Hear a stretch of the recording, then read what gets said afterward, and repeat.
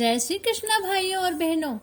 आज के इस वीडियो में मैं आपको वैशाख मास के कृष्ण पक्ष में आने वाली बरुथनी एकादशी के बारे में विस्तार से बताऊंगी।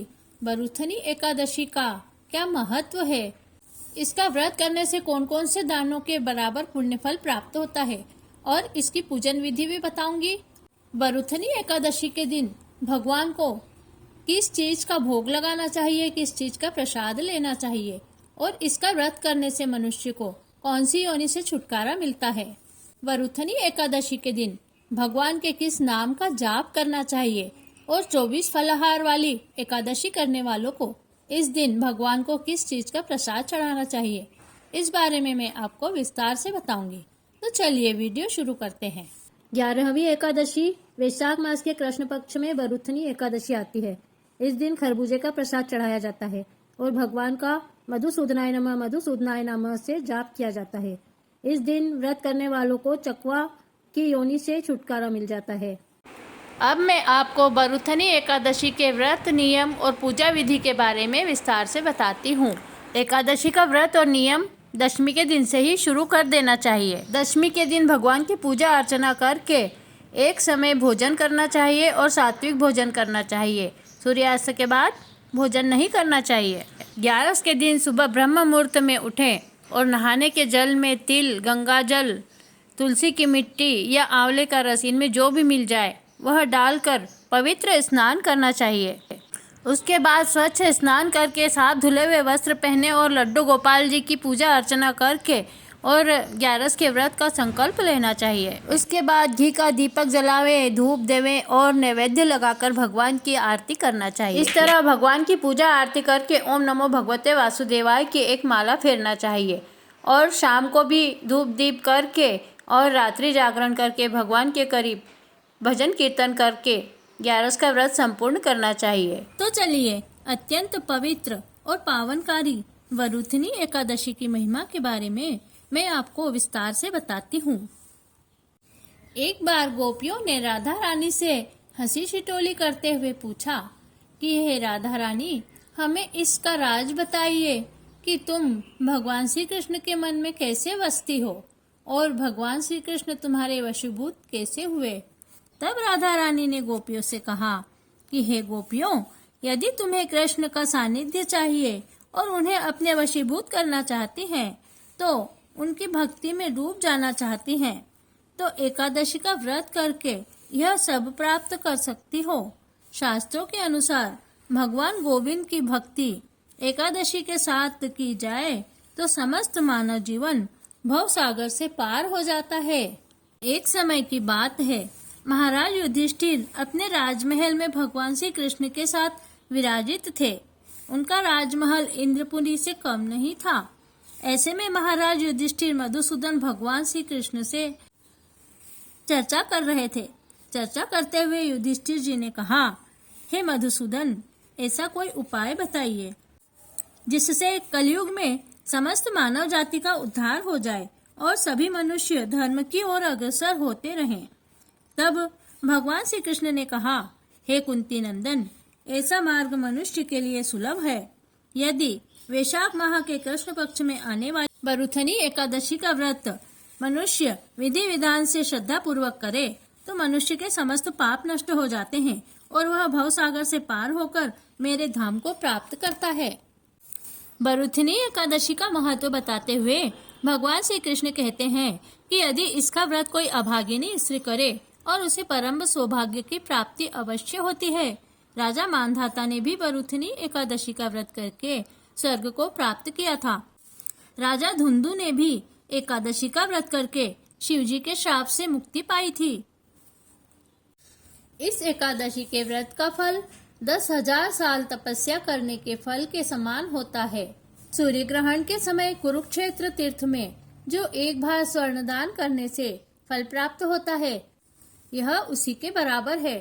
शास्त्रों में कहा गया है कि बरुथनी एकादशी के व्रत के प्रभाव से मनुष्य इस लोक में सुख और भक्ति तथा उस लोक में स्वर्ग तथा मुक्ति को प्राप्त कर लेता है। भगवान श्री कृष्ण ने दानों के बारे में अत्यंत महत्वपूर्ण बात बताई कि कौन से दान ज्यादा महत्वपूर्ण पुण्यदायी होते हैं।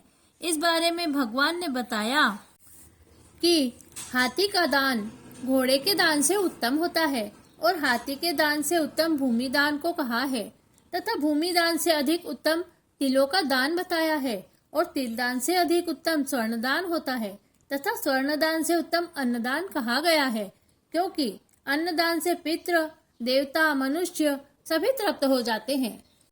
केवल कन्यादान ही एक ऐसा दान है जो इस दान के समान माना गया है, अर्थात बरुथनी एकादशी का व्रत करने से कन्यादान, गौदान और विद्यादान का फल प्राप्त होता है। जो मनुष्य लोभ के वश होकर कन्या का धन लेते हैं वे प्रलय के अंत तक नरक में वास करते हैं। जो मनुष्य निर्दोष कन्याओं को किसी दुष्ट के हाथ में सौंप कर बदले में धन लेते हैं वे बिलाव की योनि पाते हैं और जो आभूषण पहनाकर यथाशक्ति धन सहित कन्या का दान करते हैं उनके पुण्य को चित्रगुप्त भी लिखने में असमर्थ है। इसलिए बरुथनी एकादशी का व्रत करने वाले मनुष्य को कन्यादान का फल प्राप्त होता है। इस बरुथनी एकादशी का व्रत करने वाले मनुष्य को दशमी के दिन से ही व्रत को प्रारंभ कर देना चाहिए। दशमी के दिन चावल का सेवन नहीं करना चाहिए और सात्विक भोजन करके एक समय ही सूर्यास्त के पहले ही भोजन कर लेवे और दूसरे दिन 11 के दिन ब्रह्म मुहूर्त में उठकर पवित्र जल से स्नान ध्यान करके स्वयं को स्वच्छ कर लेवें और धुले हुए वस्त्र पहनकर भगवान श्री हरि नारायण के सामने बैठकर सर्वप्रथम दीपक जलाकर 11 का संकल्प लेवें। उसके बाद हम अपने घर के मंदिर की साफ सफाई करके भगवान विष्णु की प्रतिमा को स्थापित करें। आपके पास अगर लड्डू भगवान का विग्रह है तो उनकी मूर्ति को गंगाजल से पवित्र स्नान करावें और उनका दुग्धाभिषेक करें। पंचामृत का अभिषेक करके स्वच्छ जल से स्नान करावें। तत्पश्चात उन्हें पोशाक पहनाकर आभूषणों से अलंकृत करें और चंदन और केसर से उन्हें तिलक लगाकर उनका श्रृंगार करें और उन्हें सुगंधित पुष्पों की माला चढ़ावें और पुष्प भी चढ़ावें। इसके बाद धूप दीप जलाकर दीपक से उनकी आरती करें और पीली खीर पीली मिठाई से भगवान को भोग लगावें। बरुथनी एकादशी के दिन भगवान श्री हरि नारायण को खरबूजे का प्रसाद चढ़ाना चाहिए। 24 फलाहार वाले व्रत करने वालों को बरुथनी एकादशी के दिन खरबूजे का प्रसाद चढ़ाना चाहिए। इस तरह भगवान की पूजा अर्चना करके भगवान की आरती करें और तुलसी माता को जल चढ़ाकर तुलसी जी की पूजा करें। तत्पश्चात भगवान की परिक्रमा करें और इस दिन भगवान का यज्ञ भी करना चाहिए। मैंने हवन का एक वीडियो अलग से अपलोड कर रखा है, उसे देखकर आप 15 मिनट में हवन भी कर सकते हैं। 11 के दिन हवन अवश्य करना चाहिए। बरुथनी एकादशी का व्रत करने वालों को एकादशी की कथा अवश्य सुनना चाहिए और उचित दान पुण्य करना चाहिए। एकादशी के दिन हरे राम राम राम हरे हरे, हरे कृष्ण कृष्ण कृष्ण हरे हरे इस मंत्र का जाप भगवान के सामने बैठकर करना चाहिए। हो सके तो इसकी एक माला फेरना चाहिए। विष्णु सहस्त्र नाम का पाठ करें और ओम नमो भगवते वासुदेवाय का जाप करें। इस तरह भगवान की पूजा और भजन करें। एकादशी का व्रत करने वालों को इन वस्तुओं का त्याग कर देना चाहिए। कांसे के बर्तन में भोजन नहीं करना चाहिए और मसूर की दाल नहीं खावें, चने की दाल नहीं खावें, प्याज और शहद पराया अन्न नहीं खावें, दोबारा भोजन नहीं करना चाहिए। एकादशी के दिन जुआ नहीं खेलना चाहिए, शयन नहीं करना चाहिए, पान बिल्कुल नहीं खाना चाहिए, दातुन नहीं करना चाहिए और पराई निंदा कभी नहीं करना चाहिए। किसी की चुगली नहीं करना चाहिए। पापी मनुष्यों के साथ वार्तालाप, मिथ्या भाषण और क्रोध, अन्न का सेवन वर्जित है। द्वादशी के दिन कांसे के पात्र में भोजन, मांस, मसूर, शहद और मिथ्या भाषण, व्यायाम, परिश्रम और दूसरी बार भोजन, हजामत, तेल लगाना और पराया अन्न खाना वर्जित है। इस तरह बरुथनी एकादशी का व्रत जो मनुष्य विधि पूर्वक करते हैं उनको स्वर्गलोक की प्राप्ति होती है। अतः मनुष्य को सदैव पापों से डरना चाहिए तथा जो मनुष्य यमराज से भय मानते हैं उन्हें इस बरुथनी एकादशी का व्रत विधि पूर्वक अवश्य करना चाहिए। एकादशी का व्रत 3 तरह से किया जा सकता है।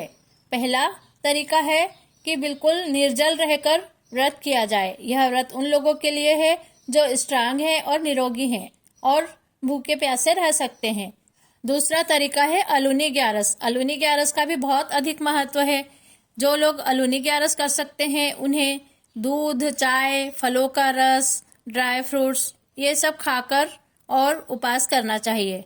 और ग्यारस का तीसरा तरीका है जिसमें फलाहार किया जाता है। फलाहार में राजगिरे का आटा, सिंगाड़े का आटा, साबूदाना, सिंगदाना और दूध, दही, पनीर, आलू ये सारी चीजें ले सकते हैं। इस तरह ग्यारस का व्रत सभी को अपनी श्रद्धा अनुसार करना चाहिए। 12 के दिन पारने के समय तक पारना करके उचित दान दक्षिणा करना चाहिए। इस तरह ग्यारस के व्रत को संपूर्ण करके उसका फल प्राप्त करना चाहिए। बरुथनी एकादशी की यह कथा भविष्योत्तर पुराण से ली गई है। बरुथनी एकादशी की कथा में यही सारी बातें बताई गई है। इन सारी बातों पर अमल करके अपने व्रत को सफल बनाइए। भाइयों और बहनों, आपको कैसा लगा हमारा वीडियो? अगर पसंद आया हो तो हमारे चैनल को अवश्य सब्सक्राइब करें और वीडियो को अधिक से अधिक शेयर करें। वीडियो देखने के लिए आपका बहुत बहुत धन्यवाद। जय श्री कृष्णा।